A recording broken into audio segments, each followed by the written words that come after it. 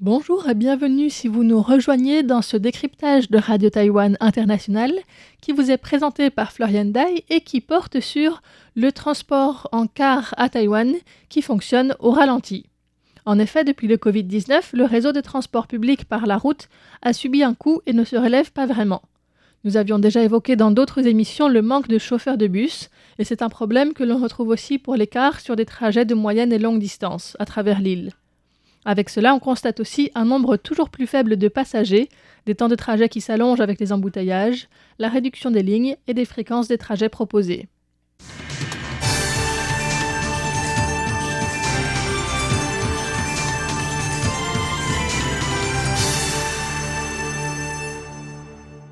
La pandémie de Covid-19 a eu un impact considérable sur les transports publics. Cependant, alors que les chemins de fer et le train à grande vitesse ont connu une reprise après la pandémie, les autocars n'ont pas vraiment repris la route comme avant. Selon Cho Ujun, professeur au département de gestion des transports et de la logistique à l'Université nationale Yangming Jiaotong, environ 30 à 40% des chauffeurs perdus pendant la pandémie ne sont pas revenus par la suite. Le taux d'occupation des autocars ont retrouvé des niveaux proches de ceux d'avant la pandémie, mais le volume global des passagers reste également réduit de 30 à 40%. Beaucoup de chauffeurs choisissent d'autres options car la profession devient de moins en moins attrayante. Li Junjun, directeur général des Cars Gomalan, observe Avec la diversification des options dans les métiers du transport, certains chauffeurs ne souhaitent pas conduire des cars de ligne, préférant les cars affrétés, les Uber ou les taxis. L'émergence d'Uber attire beaucoup de monde en raison de la flexibilité. Ils ne sont pas obligés de faire du 9h-17h et sont beaucoup plus libres dans leurs horaires. En plus, ils gagnent de l'argent.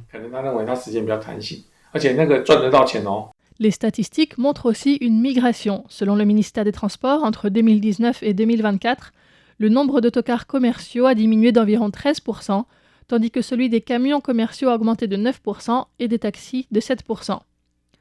Li Hongmao, membre du bureau du syndicat taïwanais de l'industrie du transport routier, souligne que le problème fondamental réside dans les mauvaises conditions de travail. Par rapport au transport des marchandises, les chauffeurs de cars font face à beaucoup de plaintes de passagers, que ce soit à cause d'accélération au freinage brusque, de la climatisation insuffisante, du bruit excessif des véhicules ou même d'écart entre les heures d'arrivée réelles et les estimations des applications. Ces plaintes rendent la conduite de plus en plus pénible pour les chauffeurs.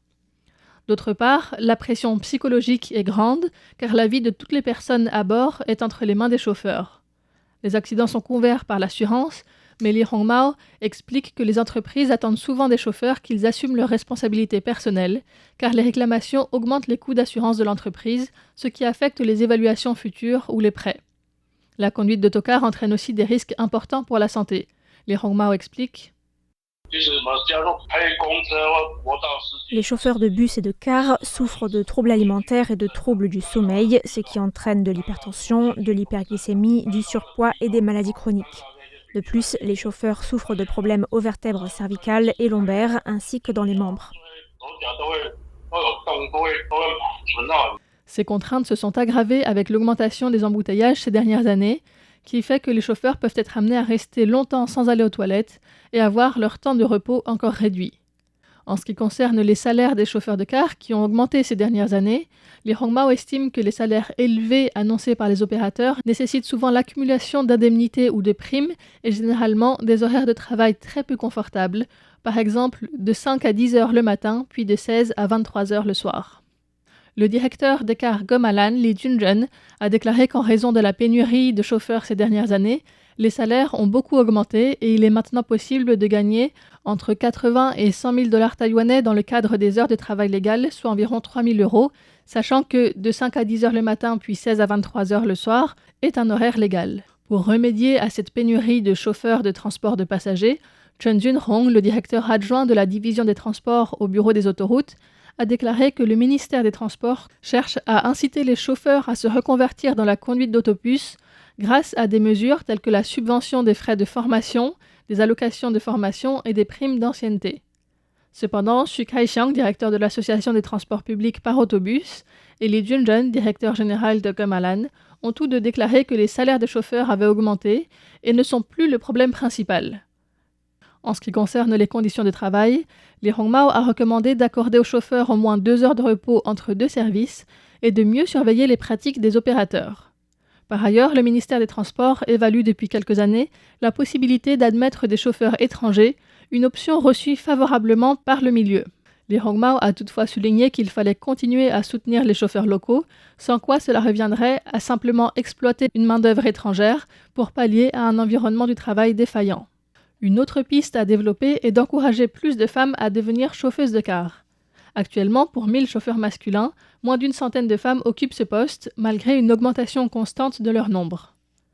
Enfin, en ce qui concerne les risques élevés liés au transport de passagers, Chun Jun-hong a déclaré que l'adoption récente d'un amendement législatif exigeant que les opérateurs de transport de passagers souscrivent une assurance responsabilité civile en plus de l'assurance responsabilité passager permettra d'améliorer la protection des chauffeurs et d'alléger leurs charges psychologiques.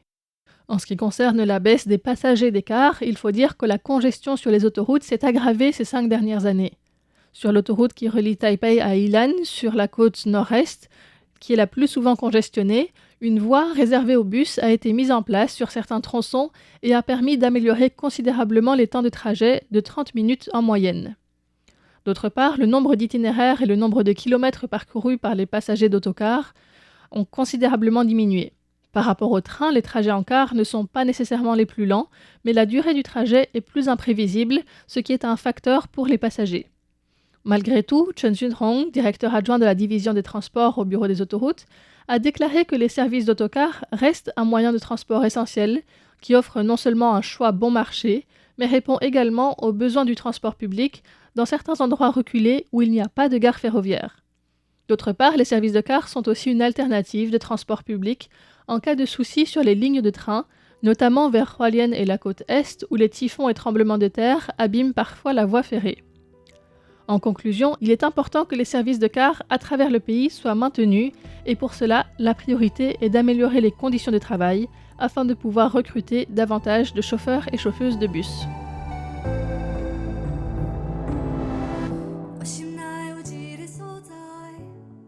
C'était un décryptage présenté par Florian Dai pour Radio Taïwan International.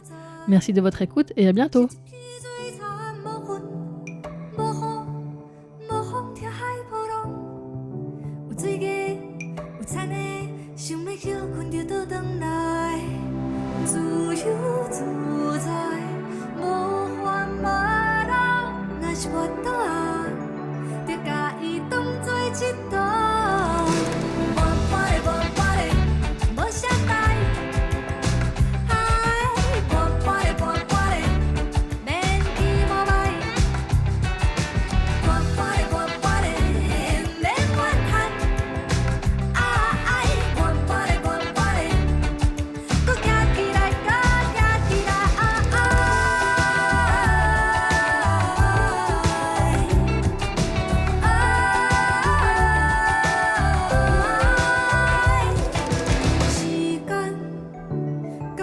节奏。